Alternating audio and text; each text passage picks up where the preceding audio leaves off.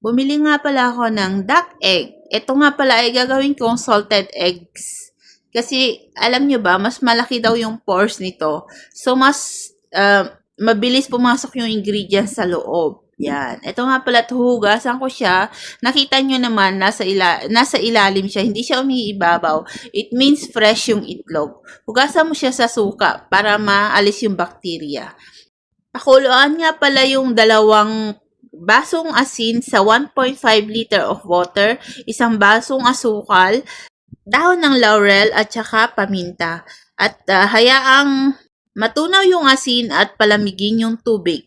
And then saka na ibuhos sa sa lalagyan and then lagay mo na yung itlog.